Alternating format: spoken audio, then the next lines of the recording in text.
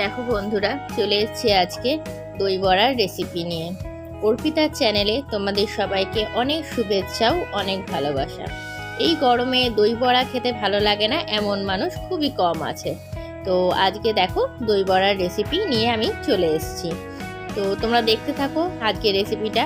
যদি তোমাদের ভালো লেগে থাকে তাহলে একটা লাইক করে দিও, আর বন্ধুদেরকে শেয়ার করে দিও, আর কেমন লাগলো সেটা কমেন্টে আমাকে জানিও। আশা করি তোমাদের ভালো লাগবে। তো চলো দেখতে থাকো রেসিপিটা।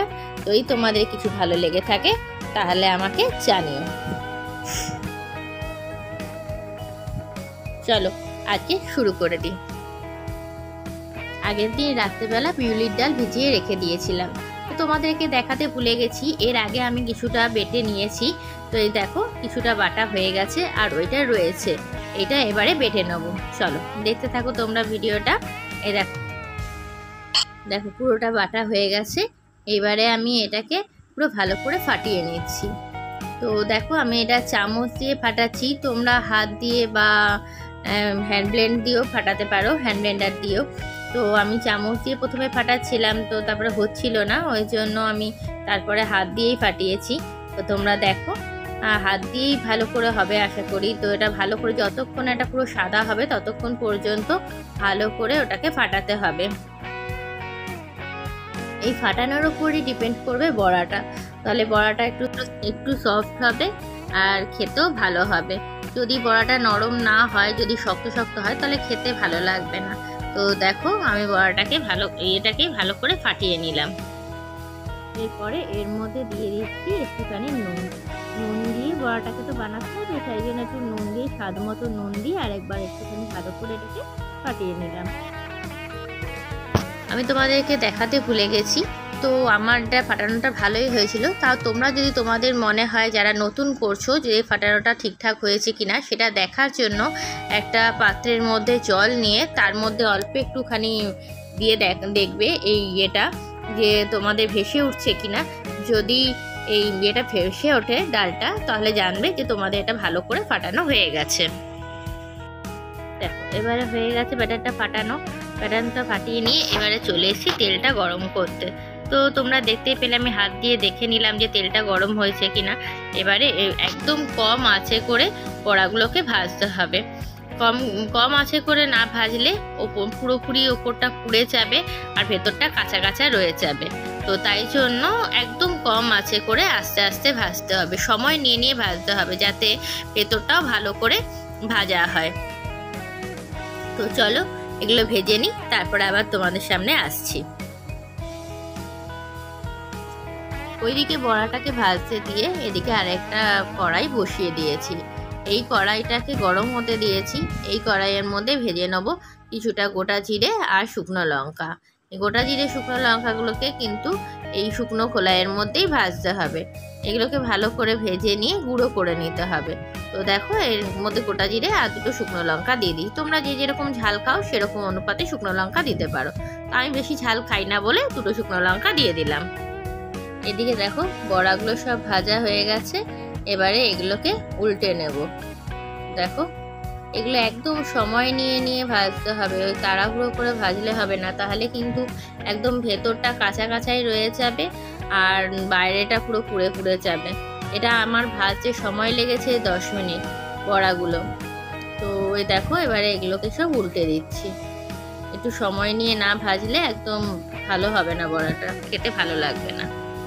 দেখো এই দিকে যে ভাজছিলাম গোটা জিরে আর শুকনো লঙ্কা, ওটাকে ভেজে নিলাম। ভেজে নিয়ে এবার এটাকে গুঁড়ো করে নেব। দেখো এটাকে এবারে গুঁড়ো করে নিলাম। দেখো এবারে একটা বাটি নিয়ে চলে এসেছি, বাটির মধ্যে টক দইটা নিয়ে নিয়েছি। এবার তোমরা তোমাদের পরিমাণ মতো তোমরা যেরকম বড়া বানাবে সেরকম পরিমাণে টক দই নিয়ে নেবে। তো আমি যতটা বানিয়েছি সেরকম টক দই নিয়ে নিয়েছি। তো এর মধ্যে এবারে নিয়ে নিয়েছি দেখো যে মশলাটা করে রাখলাম সেইটা, জিরে গুঁড়ো আর লঙ্কার গুঁড়ো যেটা করলাম সেই মশলাটা এর মধ্যে এবারে দিয়ে দিলাম। এরপরে দিয়ে দিচ্ছি দেখো পরিমাণ মতো নুন। তোমরা এর মধ্যে বিট নুনও দিতে পারো, বিট নুন দিলেও খেতে আরও ভালো লাগে। তো আমার কাছে বিট নুনটা শেষ হয়ে গেছিলো বলে আমি এই যে নুনটা খাবার নুন সেটাই দিয়ে দিলাম। এইবারে এর মধ্যে দিয়ে দেবো পরিমাণ মতো চিনি। এবার তোমরা যে যেরকম মিষ্টি খেতে ভালোবাসো পরিমাণটা তোমরা তোমাদের মতনই দেবে, তোমরা যেরকম বড়া বানাবে সেরকম পরিমাণে তোমরা চিনিটা দেবে। তো আমি দেখো এর মধ্যে চিনি দিয়ে দিলাম মিষ্টি করার জন্য। এবারে এর মধ্যে দিয়ে দিলাম জল। এবারে পুরো এটাকে দইটাকে ভালো করে একসাথে সবগুলো ভালো করে মিক্সড করে নেবো। তো দেখো আমি চামচ দিয়ে মিক্সড করছিলাম, তো ভালো করে হচ্ছিল না চামচ দিয়ে মিক্সড করা, তো সেই জন্য আমি এরপরে হ্যান্ড ব্লেন্ডার দিয়ে ভালো করে মিক্সড করে নিচ্ছি। যত ভালো করে মিক্সড হবে তত বেশি বড়াগুলো দেওয়ার পর খেতে ভালো লাগবে। যাতে ভালো করে ফেটানো হয়ে গেলে দইটা খেতে টেস্ট অন্যরকম হবে। আর যদি ধরো ভালো করে ফাটানো না হয় তাহলে ছাড়া ছাড়া থাকবে দইটা, অতটা ভালো করে টেস্টটা হবে না। তো দেখো ভালো করে এটাকে একভাবে ঘুরিয়ে ভালো করে এটাকে পেস্ট করে নিতে হবে। এইবারে দেখো একটা বাটিতে জল নিয়ে চলে এসেছি। এই জলটা তোমরা যদি ধরো সঙ্গে সঙ্গে খাবো বলে ভাবো তো তাহলে একটু গরম জল নিয়ে নেবে। আমি যেহেতু পরে খাবো সেই জন্য আমি ঠান্ডা জলের মধ্যে একটু সামান্য নুন দিয়ে বড়াগুলোকে ভিজিয়ে দিয়ে রেখে দিলাম। তো আগে বড়াগুলো নামিয়ে নিয়েছি, সব কিছু তো আর দেখানো পসিবল হয় না, তো সেই জন্য দেখো নামিয়ে এবারে এগুলোকে জলের মধ্যে ভিজিয়ে রেখেছিলাম কিছুক্ষণ। এবারে এটাকে ভালো করে আলতো হাতে প্রেস করে এবার দইয়ের মধ্যে ঢুকিয়ে দেবো।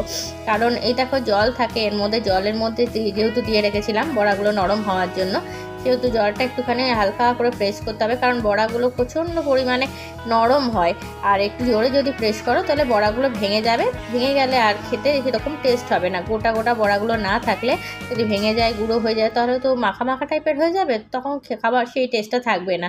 তো দেখো নিয়ে হালকা করে একদম প্রেস করে প্রেস করে এগুলোকে ভালো করে জলটা ঝরিয়ে নিয়ে এবারে দইয়ের মধ্যে দিয়ে দিলাম।